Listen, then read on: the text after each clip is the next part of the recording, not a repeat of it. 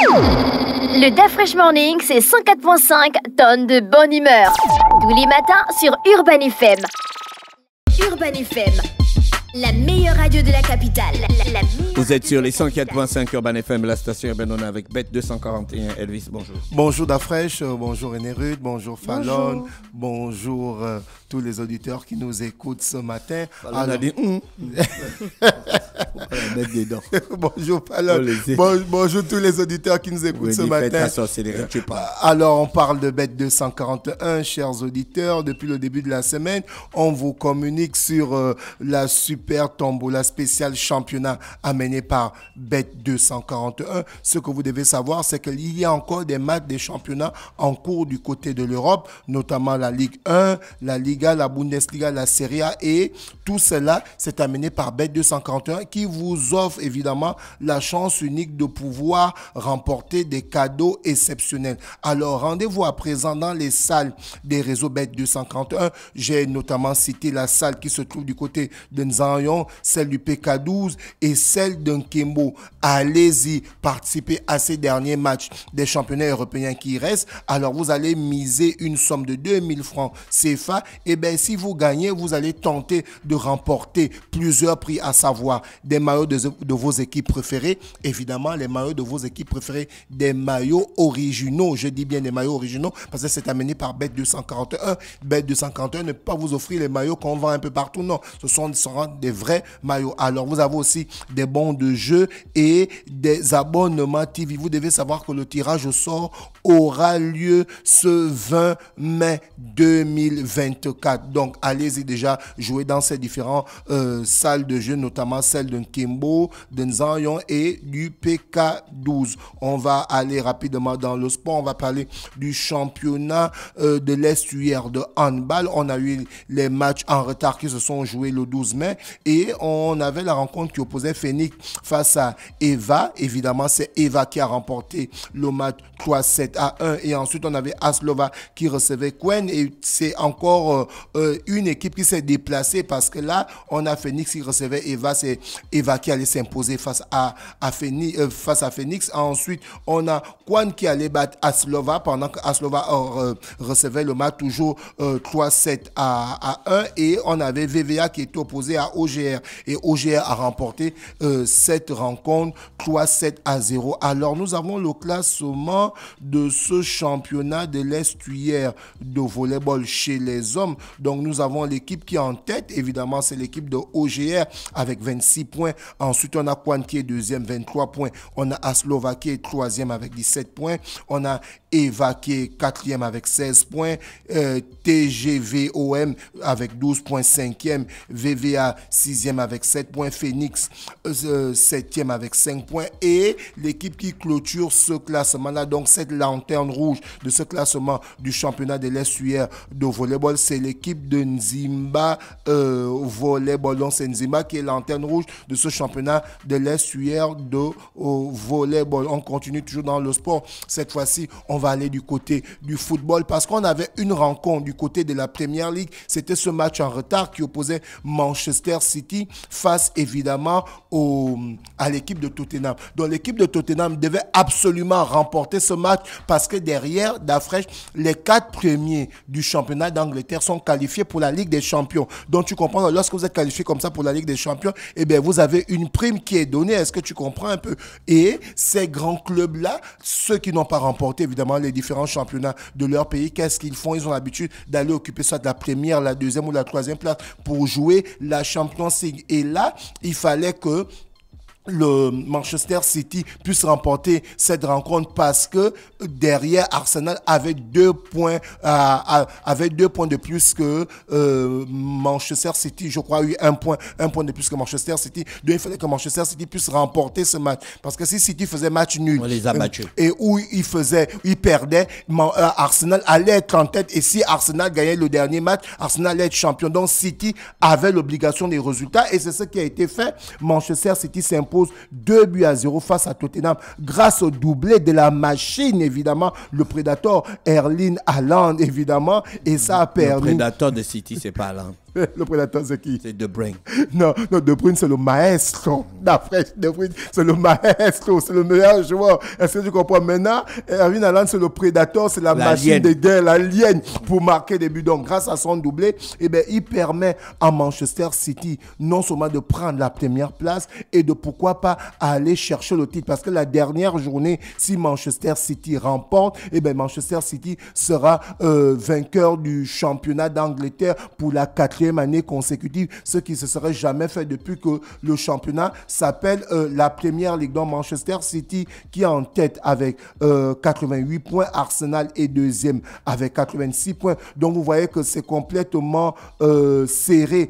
Là, toutes les équipes ont 37 matchs déjà. Il va rester une journée d'afresh.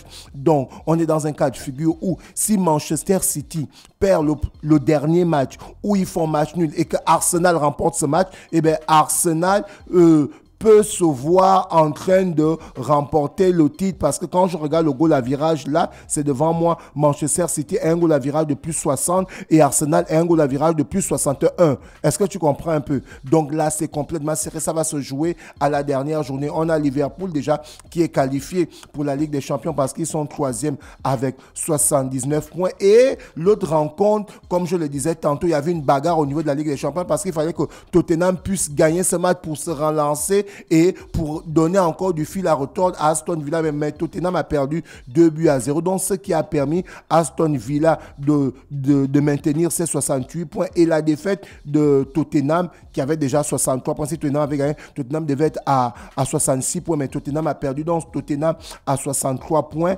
Aston Villa à 68 points. Il reste un match. Donc, même si Aston Villa perd leur prochain match et que Tottenham gagne leur prochain match, qui est le dernier match de la saison, Tottenham aura 66 points et ne pourra pas être 4e. Donc voilà un peu le buzz qui se passe du côté de la ville de Aston Villa parce que depuis 1983, ce club n'avait plus été en Ligue des Champions d'Afrique. Donc 40 ans après, ça a été relayé par le meilleur du football qui nous dit ceci. Aston Villa se qualifie pour la Ligue des Champions pour la première fois depuis 1983. Donc tu comprends que leur coach depuis 1900 quoi? Depuis 1983, Aston Villa n'a plus joué la Ligue des Champions.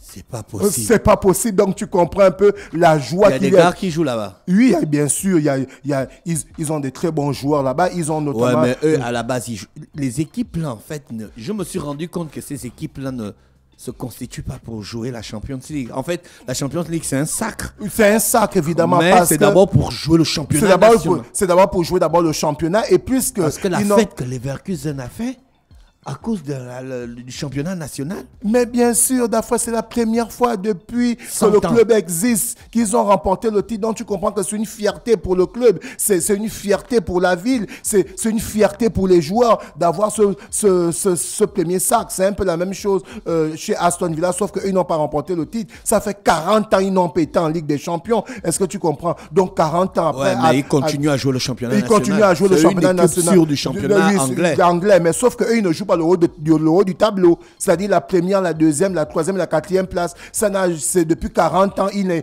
n'était pas à ce niveau-là. Donc tu comprends que 40 ans après, à ce niveau-là, tu joues la Champions League. Donc tu comprends que 40 ans après, ils sont dans le top 4. C'est complètement une fierté. Et voilà pourquoi le coach Unai Emery est content. Le coach espagnol, il dit il est content parce qu'il rentre dans l'histoire, puisque 40 ans avant, 39 ans avant, l'équipe avait des coachs, mais il n'arrivait pas à se qualifier. Maintenant, celui-ci est arrivé, il a permis que l'équipe puisse être qualifiée. Et derrière, ça fait quoi? D'après, tu connais la Ligue des Champions. L'Europe, c'est très organisé. Quand vous êtes qualifié pour la Ligue des Champions, vous avez un cachet. Chaque match gagné, vous avez un cachet. Chaque stade de la compétition que vous allez dépasser, vous avez un cachet. D'après, tu comprends que lorsque le club se qualifie pour cette compétition, qui est la meilleure compétition européenne, tu comprends que ce n'est que du bonheur pour le président du club. On continue toujours dans le sport. Cette fois-ci, on est dans le meilleur du football d'Afrique. La nouvelle est tombée. C'est toi qui as l'habitude de dire ça, mais il va falloir s'y attendre parce que là, Ballon d'Or va restructurer certaines choses. Le meilleur du football nous dit ceci, incroyable. France Football envisage d'attribuer le Ballon d'Or 2020. C'est une fake news. Non. C'est une fake news. Non, c'est pas une fake news. Ils envisagent.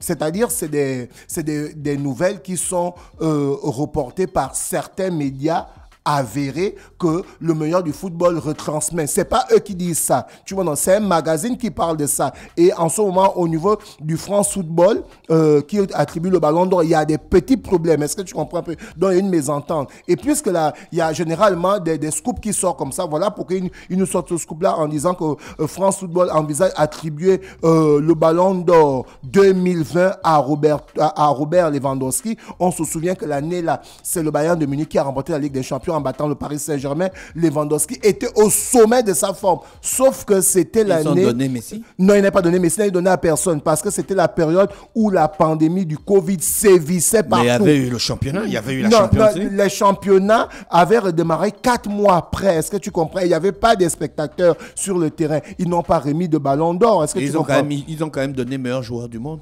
Oui, ils avaient remis le titre du joueur FIFA et autres, tout ça. Lewandowski l'avait eu, mais il n'avait pas eu le ballon d'or parce que le ballon d'or avait dit qu'ils ne remettent pas ça. Après, ils ont donné à Messi. Non, ils n'ont pas donné à Messi, c'était Lewandowski. Est-ce que tu comprends? Donc, maintenant, là, ils envisagent remettre maintenant Lewandowski le ballon d'or. En tout cas, on sera à l'affût de l'information pour voir si France Football va revenir dessus. On va aller du côté du taekwondo pour parler du coach Stéphane Mundunga, le sélectionneur du Gabon, qui était en Corée du Sud pour un training camp, évidemment, avant les Jeux Olympiques.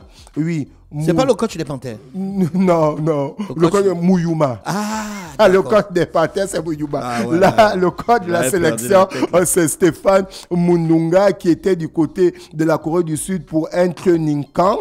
Évidemment, après ce training camp, la fédération gabonaise de taekwondo a publié en disant ceci: Stéphane Mundunga officiellement acte à coacher aux Jeux Olympiques. Tu comprends un peu d'Afrique? Donc, lorsque vous êtes une fédération qui est structurée, qui est organisée, de la même façon, les athlètes doivent bénéficier de certains stages de préparation. Vous devez aussi préparer, évidemment, vos encadreurs. Et je pense que c'est dans cette optique que Stéphane Mundunga est allé du côté de la Corée du Sud pour, évidemment, aller compléter le petit manque qu'il avait. Et aujourd'hui, il est officiellement à coacher pendant les Jeux Olympiques qui vont se passer du côté de Paris durant cet été 2024. On continue toujours dans le sport, on reste dans le taekwondo. D'après toi qui est un taekwondoïste, là on a la Fédération gabonaise de taekwondo qui nous annonce le passage de grade national au Kikion, évidemment. Kokiwan, merci beaucoup. C'est en Corée du Sud. Tous les jours, je te dis ça. Kokiwan. C'est le centre mondial du taekwondo en Corée du Sud. Tu as fait plus d'une décennie dans cette discipline. Tu comprends que tu parles même certains mots de la Corée du Sud. Donc le Kokiwan. Tu vois. Ça veut dire bonjour. Bon. Donc, ça va se... Non. Dis bonjour à mienne. René Rudy, bonjour. On est dans le sport, là. Non, les miens ne font pas le sport. Non, on est dans le sport, attends la culture. Donc, le passage de grade national de Kokiwan, ça va se passer du 12 au 13 juillet 2024 du côté du siège de la Fédération gabonaise de taekwondo d'Afrique. On va évidemment terminer cette rubrique avec évidemment la note de ton joueur français préféré, Olivier Giroud, qui a décidé de partir du Milan AC. Et là, maintenant, il a grandement les portes ouvertes du côté de Los Angeles Football Club. Il va jouer aux États-Unis. Il va jouer aux États-Unis. Donc, le gars a tiré sa révérence, en fait.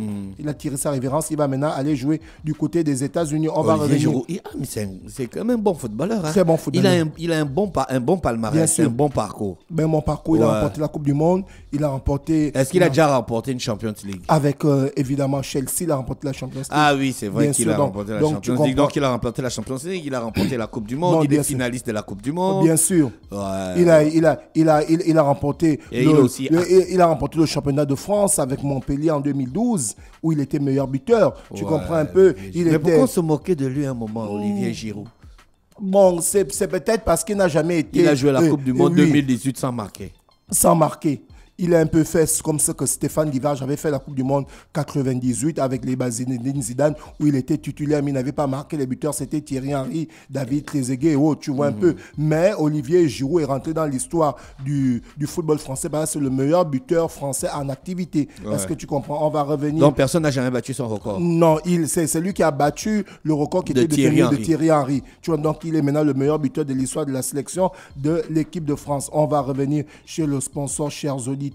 Vous avez la super tombola spéciale championnat, évidemment. Comment ça se passe? Il vous suffit d'aller jouer dans les salles Bet 241, à savoir la salle de Nzanyon, du PK12 et de Nkimbo. Vous faites un ticket de 2000 francs CFA et vous aurez la possibilité de remporter des maillots de vos équipes préférées, des bons de jeu, des abonnements TV. Et vous devez savoir que le tirage au sort va se passer ce 20 mai. Évidemment, c'est amené par Bet 241. J'ai parlé de la super tombola spéciale championnat.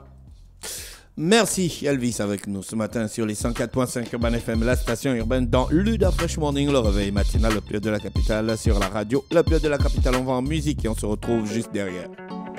Le Da Fresh Morning, c'est 104.5 tonnes de bonne humeur. Tous les matins sur Urban FM.